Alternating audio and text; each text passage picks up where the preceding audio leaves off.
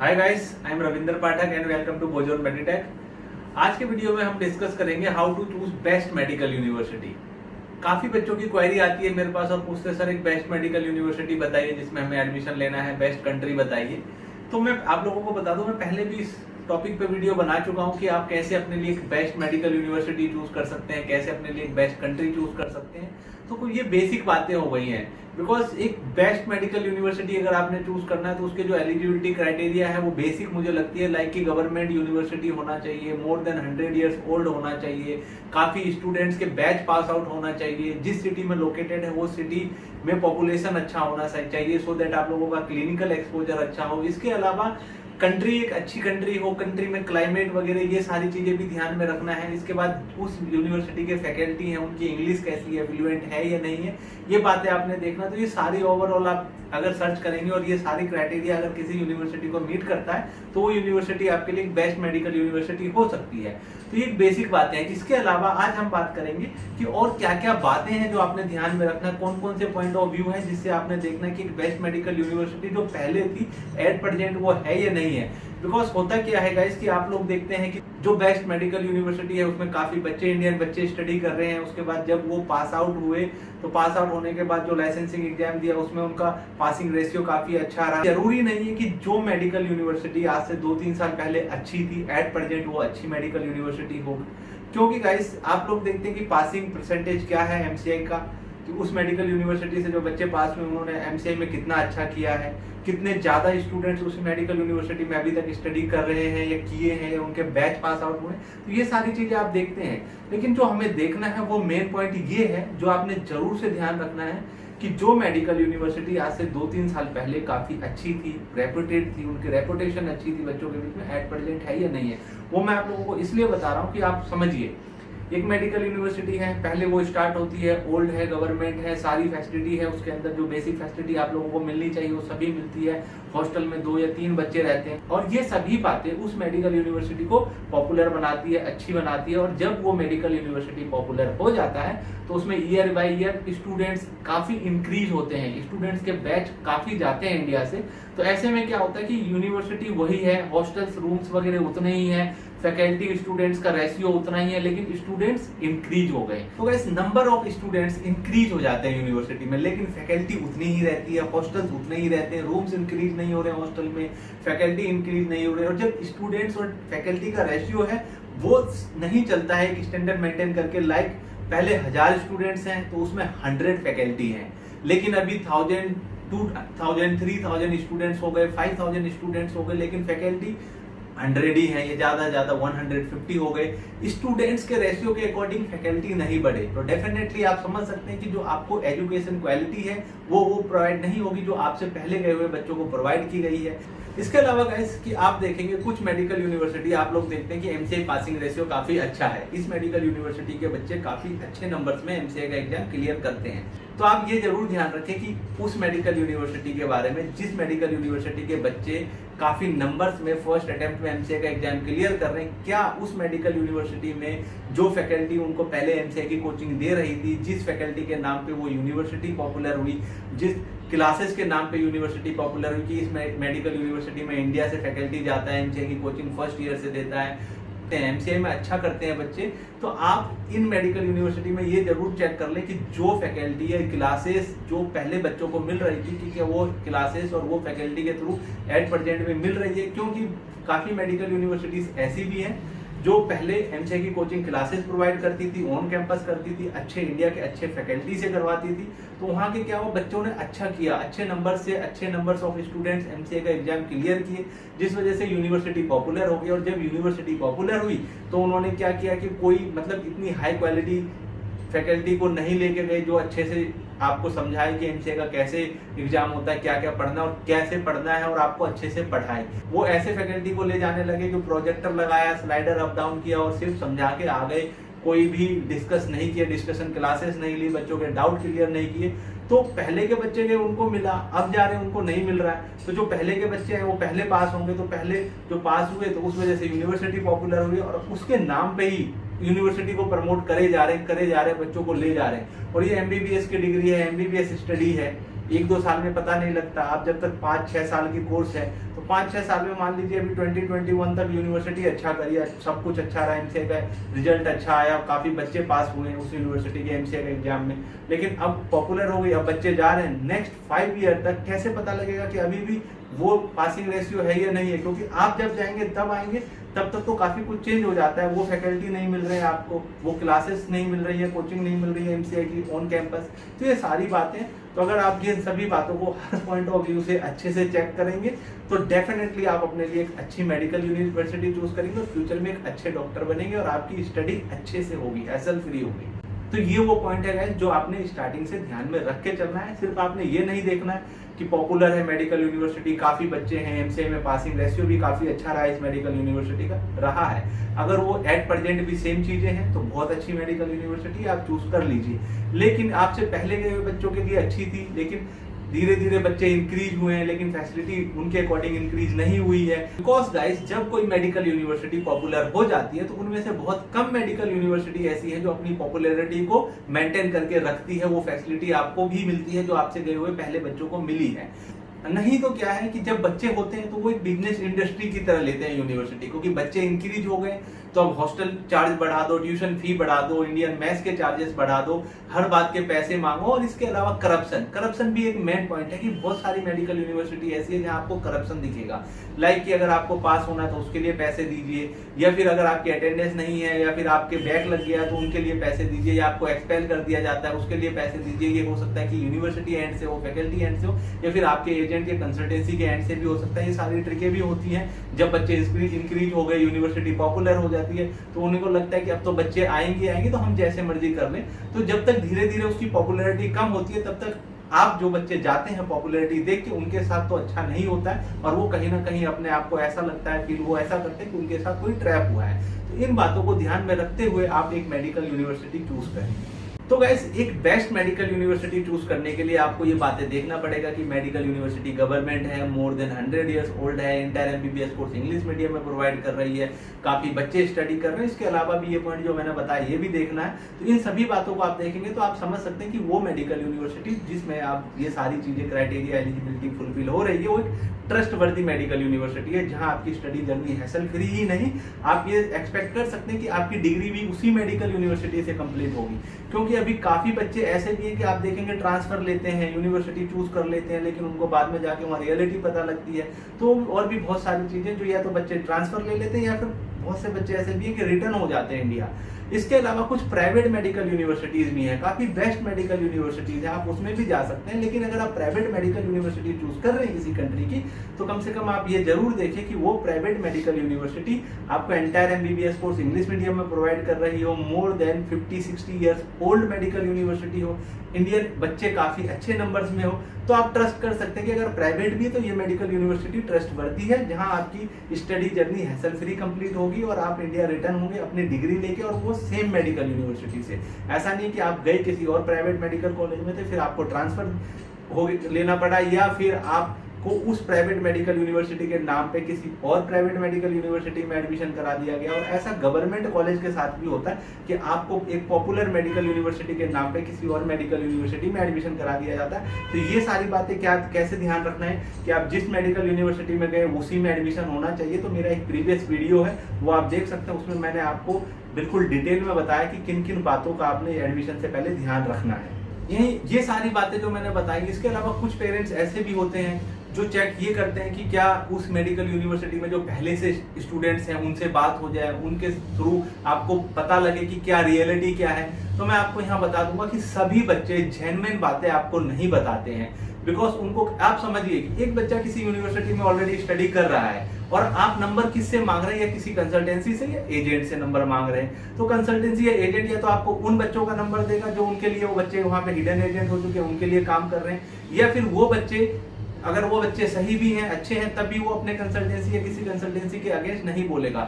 वो बहुत कम बच्चे होते हैं जो आपको जेन्युइनली बताते हैं और वो हिम्मत रखते हैं सच बोलने का और आपको सच्चाई बताते हैं कि रियली यूनिवर्सिटी में उनके साथ क्या हो रहा है, क्या क्या उनको बोला गया था, उनकी एक्सपेक्टेशन क्या थी और जब वो यहाँ आए तो उनके लिए क्या क्या सरप्राइज रहा है। तो ये बहुत कम बच्चे हैं। तो मैं ये नहीं कह सकता कि आप उन सभी बच्चों पे विश्वास कीजिए जो यूट्यूबर्स हैं, जो अभी वीडियोस बना रहे हैं और आप जिनसे इंफॉर्मेशन गेन करते हैं। लेकिन मैं आपको ये भी करूंगा कि हम सभी बच्चों को ब्लेम भी नहीं कर सकते कि सभी बच्चे खराब हैं या सभी बच्चे गलत इंफॉर्मेशन आपको पास कर रहे हैं। कुछ बच्चे जेन्युइन है और जो बच्चे जेन्युइन है उनके नंबर्स काफी कम है। तो आपको यहाँ पे बहुत ही समझदारी के साथ किसी बच्चे से इंफॉर्मेशन लेनी है। आप खुद से भी ये चेक कर सकते हैं। आप देखेंगे कि आप 4 यूनिवर्सिटीज हैं और 4 यूनिवर्सिटीज के अलग अलग बच्चे हैं जो यूट्यूबर्स हैं। अगर आप 4 बच्चों को कॉल करेंगे, डिफरेंट बच्चों को डिफरेंट यूनिवर्सिटी में, तो आपको सुनने को मिलेगा कि हर एक बच्चा हर एक यूनिवर्सिटी के लिए गलत बोल रहा है। लेकिन जो बच्चा हर यूनिवर्सिटी की जेन्युइन बातें बताए, आप समझ सकते हैं कि हाँ ये जेन्युइनली फीडबैक दे रहा है, ये किसी यूनिवर्सिटी को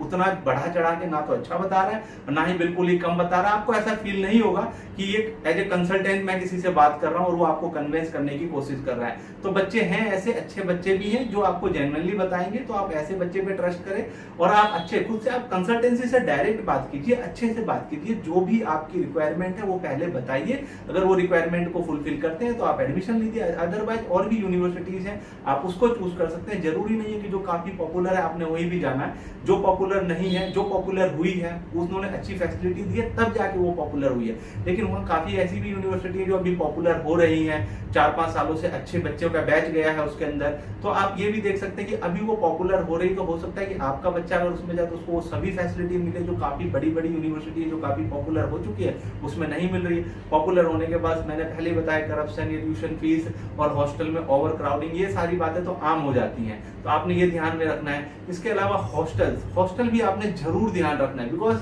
अगर यूनिवर्सिटी में स्टूडेंट्स ऑफ नंबर कम है तो 2 सीटर 3 सीटर रूम मिल जाता है। लेकिन अगर यूनिवर्सिटी में students year by year increase हो गए, पॉपुलर यूनिवर्सिटी हो गई, अब तो काफी बच्चे जा रहे हैं, तो आप ये देखिए कि हॉस्टल्स बढ़े या नहीं बढ़े। अगर हॉस्टल बढ़े हैं, अभी क्या है कि गवर्नमेंट मेडिकल यूनिवर्सिटी है, तो आप देखेंगे कि उनके खुद के हॉस्टल्स हैं, हॉस्टल की 4, 5, 6, 8 बिल्डिंग है। वो बिल्डिंग अगर फुल हो जाती है बच्चों से, 4 बच्चे बंकर बेड पे रह रहे हैं, ओवर क्राउड है, तो इसमें क्या होता है, जो हमारे वहाँ इंडियन लोग हैं वो क्या करते हैं, देखते हैं कि चलो गवर्नमेंट हॉस्टल है, इनमें ओवर क्राउड है, अब बच्चों को फैसिलिटी चाहिए। तो बहुत सारे बच्चे ऐसे हैं जिनको बजट की प्रॉब्लम नहीं होती है, तो वो क्या है कि उनको लगता है अब हम आ गए तो थोड़ा पैसा दीजिए और हमें फैसिलिटी मिले, सो दैट हमारी स्टडी जर्नी हैसल फ्री हो। तो इस चक्कर में क्या वो प्राइवेट हॉस्टल ले लेते हैं। जो प्राइवेट हॉस्टल है वो किसी न किसी के अंडर होता है, किसी न किसी कॉन्ट्रैक्टर कंसल्टेंसी के अंडर होता है और वो उसे एज ए बिजनेस लेता है, वो अपने अकॉर्डिंग आपसे चार्ज करता है। अगर गवर्नमेंट हॉस्टल में आप $500 दे रहे तो वहाँ आपको $1000 देना पड़ सकता है। 2 सीटर 3 सीटर रूम के $1500 $1800 तक पे करना हो सकता है। तो अगर करना है, आपको फैसिलिटी चाहिए तो आपको करना है। तो ये बातें अगर आप किसी भी कंसल्टेंसी से एडमिशन प्रोसेस स्टार्ट करते तो आपको पहले प्रिपेयर होना पड़ेगा और आपको वो बता दे, ताकि आपको बताए कि गवर्नमेंट मेडिकल यूनिवर्सिटी के ये बिल्डिंग गवर्नमेंट है, इसमें 4 बच्चे रहते हैं, 3 बच्चे रहते हैं, बंकर बेड है, ये फैसिलिटी है। अगर आपको फैसिलिटी चाहिए तो आप एक्स्ट्रा पे कीजिए। प्राइवेट हॉस्टल है, इसके ये चार्जेस हैं, उसमें 2 सीटर रूम भी मिल जाता है आपको, 3 सीटर भी मिल जाता है, नॉर्मल बेड मिल जाता है, आपको जो बेसिक फैसिलिटी चाहिए वो सभी मिल जाती है।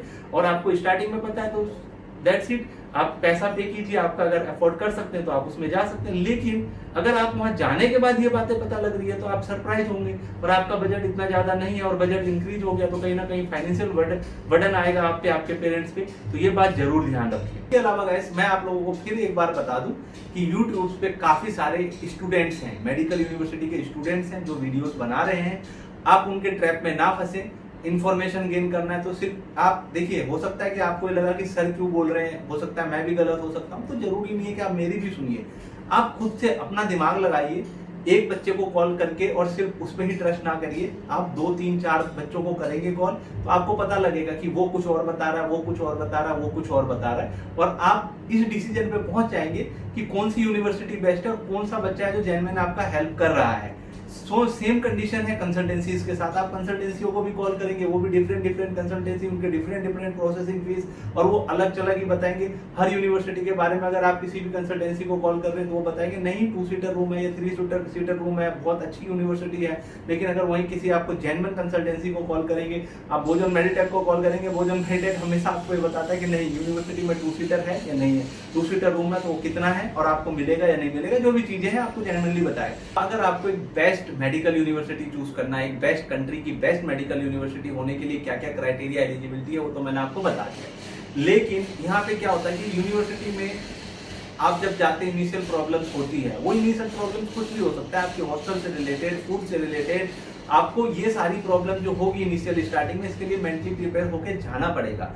और ये मेंटली प्रिपेयर आपको कौन करता है? एक अच्छा कंसल्टेंट है। अगर आप एक अच्छा कंसल्टेंट चूज करते हैं तो वो आपको नेगेटिव पॉइंट भी बताएगा, पॉजिटिव भी बताएगा, तो आपको ओवरऑल सारी इंफॉर्मेशन जाने से पहले यूनिवर्सिटी के बारे में मिल जाती है और आप उसके अकॉर्डिंग मेंटली प्रिपेयर होते हैं। बोजोन मेडिटेक हमेशा आपको यूनिवर्सिटी की जो नेगेटिव पॉइंट है, पॉजिटिव पॉइंट है, वो बता के चलता है, सो दैट आप मेंटली प्रिपेयर होके जाएं और आप रिग्रेट ना करें कि आपने कोई गलत कंसल्टेंसी चूज की है। आजकल क्या बहुत सभी ज्यादातर कंसल्टेंसी आपको वो बातें बताते हैं जो अच्छी होती है, उन्हें पता है अच्छे बातें बताओ और जो नेगेटिव चीजें वो मत बताओ, और आप नेगेटिव बातें सुन के डिसीजन चेंज कर देंगे, उनका ये थॉट होता है और इसलिए वो आपको हमेशा पॉजिटिव बातें बताते हैं। लेकिन आप खुद सोचिए कि अगर एक जेन्युइन कंसल्टेंट है, वो आपको उस यूनिवर्सिटी के बारे में कुछ पॉजिटिव बातें बता रहा है, वहीं दूसरा तीसरा चौथा कंसल्टेंट, अलग अलग कंसल्टेंट को आप कॉल करेंगे, वो सिर्फ पॉजिटिव बातें बताएगा आपको कि ये अच्छा है। अभी आपने जाना तो उसी यूनिवर्सिटी में, उसी के लिए एक अच्छा कंसल्टेंट भी वर्क कर रहा है और एक जो सही कंसल्टेंट नहीं है, जो आपको गलत डायरेक्शन में और गलत चीजें बता रहा है, वो भी उसी मेडिकल यूनिवर्सिटी में आपका एडमिशन करा रहा है। तो यही डिफरेंट है। ऐसा नहीं कि अगर मैंने आपको कोई नेगेटिव बातें बता दी और अगर आप उस कंसल्टेंट के थ्रू जा रहे हैं जो आपको पॉजिटिव बातें बता रहा है, तो वो चेंज हो जाएगा। वहां जाके रहना वही सभी चीजें हैं। सेम प्रोसेसिंग फीस पे भी आपने देखना है। अगर आपका नॉमिनल चार्ज कोई बता रहा है और कुछ ज्यादा ही हाई बता रहा है, तब भी आपने उसी यूनिवर्सिटी में जाना है, उसी यूनिवर्सिटी में स्टडी करना है जहां एक बच्चा नॉमिनल चार्जेस पे करके जा रहा है, एक बच्चा काफी हाई चार्जेस पे करके जा रहा है, वहीं हॉस्टल में रहना। ये सभी बातें हैं। आपको अच्छे से रिसर्च करना होगा एक अच्छी मेडिकल यूनिवर्सिटी चूज करने के लिए, और आप ज्यादा पे ना करें किसी चीज के लिए। ये सारी चीजें आपको ध्यान रखना पड़ेगा, क्योंकि गाइस हर साल इतने बच्चे जाते हैं और इनमें से मैं बताऊं 50% ऐसे बच्चे हैं जिनके साथ ट्रैप होता है, इनको रियलिटी नहीं बताई जाती है और स्टडी से रिलेटेड नहीं बताया जाता। उनको सभी अच्छी बातें बताई जाती कि आपको एक पल को ऐसे कंसल्टेंट भी मिलेंगे जो ये बताएंगे कि एक बार को तो आपको ऐसा लगेगा कि इंडिया से अच्छा अब्रॉड है, ये पॉपुलर कंट्री है, इंडिया में तो कुछ है ही नहीं। तो जो आपको, और हमें पता है कि इंडिया मेडिकल एजुकेशन के आगे ये मेडिकल यूनिवर्सिटी जो अब्रॉड की है, जो पॉपुलर कंट्री की है, ये ज्यादा अच्छी नहीं है। उनका क्लाइमेट डिफरेंट है, स्टडी पैटर्न डिफरेंट है और भी बहुत सारी चीजें डिफरेंट है, जहां आपने जाके एडजस्ट करना है, उनके अकॉर्डिंग भी पढ़ना है, अपने अकॉर्डिंग, इंडिया के अकॉर्डिंग भी पढ़ना है। क्योंकि गाइस लाइसेंसिंग एग्जाम है MCI का, जो आपने इंडिया में आके ही क्लियर करना है, उसके बाद ही आप प्रैक्टिस कर पाएंगे। तो ये बातें भी आपने स्टार्टिंग में ध्यान में रखना है कि सिर्फ अब्रॉड से डिग्री लेके काम नहीं चलेगा। इंडिया में लाइसेंसिंग एग्जाम क्लियर करना है, उसके बाद आप as a license holder practitioner in India बनेंगे। और अभी MCI का है, आप MCI का एग्जाम देखें, उसका रिजल्ट देखें, पासिंग रेशियो देखें, तो आप भी देखेंगे 20%, 24% से अब तो गया ही नहीं है। 2021 जून का रिजल्ट आया है, अराउंड 24% बच्चे पास हुए हैं। 100% बच्चे कभी, 100 तो छोड़िए, 50-40% भी अभी तक नहीं गया है। आगे नेक्स्ट का एग्जाम होगा और नेक्स्ट का exam as compare to MCI exam थोड़ा टफ होगा, बिकॉज वो बच्चे जो इंडिया में पढ़ रहे हैं, इंडिया की टॉप गवर्नमेंट मेडिकल यूनिवर्सिटी में पढ़ रहे हैं, वो भी उसी एग्जाम को अपेयर करेंगे, आप भी अपेयर करेंगे उस एग्जाम को। कॉमन एग्जाम नेक्स्ट होगा फॉर IMG, फॉर FMG। तो आप समझ सकते हैं कि क्या होने वाला है। पहले क्या होता था, 2002 तक कोई एग्जाम ही नहीं था। गवर्नमेंट के नजर में आई बातें कि बाहर से आते हैं और वो इंडिया में आके जो हॉस्पिटल ज्वाइन कर रहे हैं, कुछ भी कर रहे हैं, अच्छा नहीं कर पा रहे हैं, तो उन्होंने MCI का एग्जाम लगाया। MCI के एग्जाम में भी फिर बच्चे जाने लग गए, तब तक नीट क्वालिफाई करके जाना मस्ट नहीं था, तो बच्चे गए, वापिस आए तो 20%, 15%, 18%, मतलब 24% अभी आया है। इससे ऊपर कभी भी रिजल्ट नहीं गया है। तो उन्हें लगा कि क्या बच्चे जो जा रहे हैं वो ऐसे बच्चे नहीं जा रहे जो डॉक्टर बन सकते हैं, तब उन्होंने लगाया नीट क्वालिफाई करके जाना है। मतलब कि अब अगर आप अब्रॉड जाएंगे तो नीट क्वालिफाई करके जाना मस्ट है। तो जब से नीट क्वालिफाई करके बच्चे जा रहे हैं, तो कहीं ना कहीं मुझे एक्सपेक्ट कर सकता हूं मैं उन बच्चों से कि जब ये बच्चे रिटर्न होंगे तो अच्छा करेंगे क्योंकि उनको पढ़ने की आदत है, कॉम्पिटिटिव एग्जाम को अपेयर कर रहे हैं। तो ये बातें किसी भी मेडिकल यूनिवर्सिटी के लिए भी है कि अगर आप उस मेडिकल यूनिवर्सिटी में जा रहे हैं और जो आपकी ले चल रही है स्टडी की, वो वहाँ पे कंटिन्यू रहे। ऐसा ना है कि यहाँ पे आप पढ़ रहे हैं, वहाँ पे जाके वो एनवायरनमेंट नहीं मिला आपको, या फिर बहुत सारी चीजें जो वहाँ जाके चेंज हो गई। तो गाइस, अगर आप लोग इन सभी बातों का ध्यान रखेंगे तो सिर्फ MBBS ही नहीं, इंडिया में आके MD भी बनेंगे। और जब आप MD बन जाएंगे तो आपसे कोई नहीं पूछने वाला कि आपकी MBBS की डिग्री किस कंट्री की, इंडिया की है या अब्रॉड की है। तो इन सभी बातों को ध्यान में रखें और एक अच्छा कंसल्टेंट चूज करें। बोजोन मेडिटेक हमेशा आपको वही बातें बताता है जो बातें मुझे पता है कि आपके लिए आपके फेवर में है, आप अच्छे डॉक्टर बनेंगे। मैं कभी वो बातें नहीं छुपाता किसी भी यूनिवर्सिटी की, जो वहाँ पे जाके आपको पता लगे और आपके लिए सरप्राइज हो और बच्चों को ऐसा ना लगे कि गलत कंसल्टेंसी चूज कर लिया, किसी तरह की कोई रिग्रेट है। तो अगर आप लोग हमारे बोजोन मेडिटेक के थ्रू एडमिशन लेना चाहते हैं तो आप मुझे डायरेक्ट कॉल कर सकते हैं। अगर कोई भी क्वेरी है MBBS स्टडी अब्रॉड से रिलेटेड तो आप मुझे कमेंट के थ्रू पूछ सकते हैं मुझसे, और हमारी बोजोन मेडिटेक की सारी डिटेल डिस्क्रिप्शन बॉक्स में मेंशन है। तो आई होप गाइस कि ये वीडियो आप लोगों के लिए इन्फॉर्मेटिव हो। अगर इन्फॉर्मेटिव हो तो वीडियो को शेयर करें, चैनल को सब्सक्राइब करें। Thank you for watching.